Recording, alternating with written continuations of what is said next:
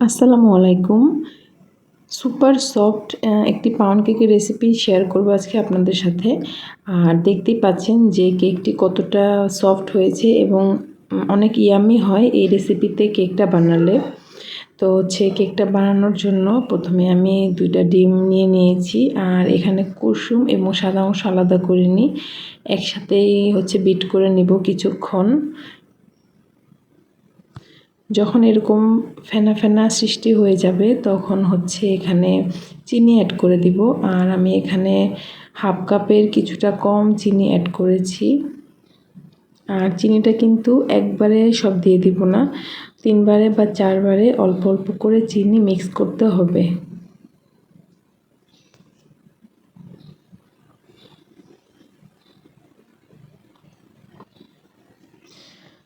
তো পাশ দিয়ে যেগুলো ছিটিয়ে গিয়েছে ওগুলো আমি একটি স্প্যাচুলা দিয়ে মাঝখানে এনে দিচ্ছি। ততক্ষণ পর্যন্ত মিক্স করতে হবে যতক্ষণ না একটি সুন্দর ফোমের তৈরি হচ্ছে।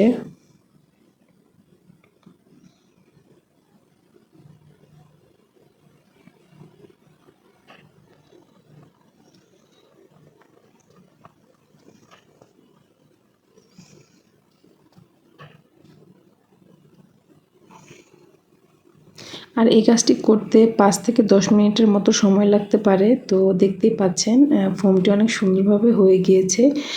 আর এখানে আমি হাফ কাপের কিছুটা কম সয়াবিন তেল অ্যাড করে দিলাম।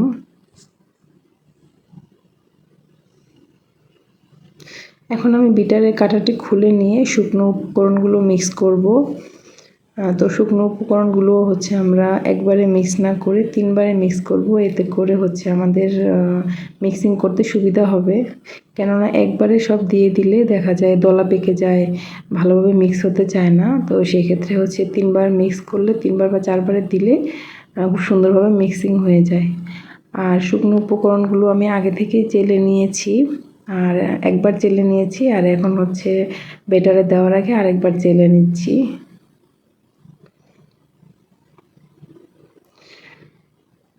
আর আমি মাঝখানে 2 টেবিল চামচ দুধ অ্যাড করে দিলাম। দুধ ছাড়াও পাউন্ড কেক বানানো যায়, কিন্তু দুধ দিলে গলায় আটকে যায় না এবং সফট হয়।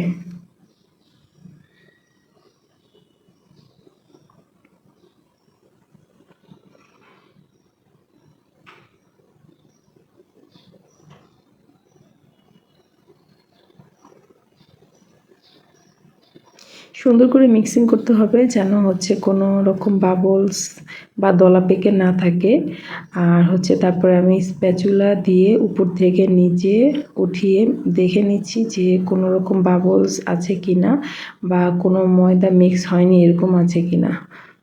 তো সুন্দর করে মিক্স করে নিচ্ছি। আবার মিক্স হয়ে যাওয়ার পরে আমি এটি একটি 6 ইঞ্চি রাউন্ড মোডে ঢেলে নিব।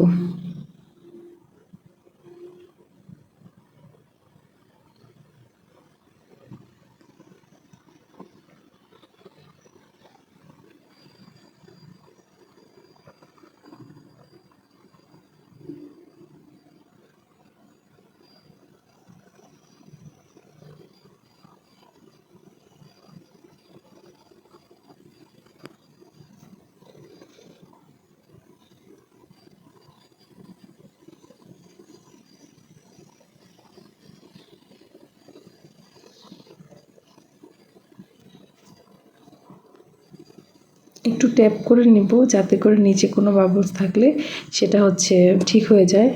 একটু ট্যাপ করে নিয়ে ওভেনে দিয়ে দিব। কেকটা হতে মোটামুটি 40 মিনিটের মতো সময় লাগবে। 180 ডিগ্রিতে 40 মিনিট বেক করলেই কেক রেডি হয়ে যাবে। তো দেখতেই পাচ্ছেন বেক করার পর কত সুন্দর একটি কালার এসেছে। এখন কেকটি আপনাদের আনমোল্ড করে দেখাবো।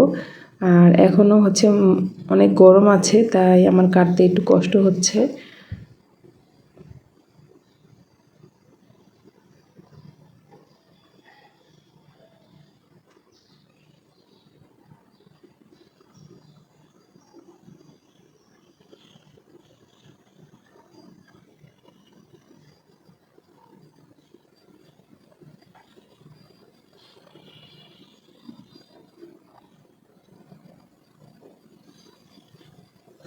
দেখতেই পাচ্ছেন কেকটা কতটা সফট হয়েছে এবং খুবই ইয়াম্মি লাগছে দেখতে, আর খেতেও মাশাআল্লাহ অনেক মজা হয়।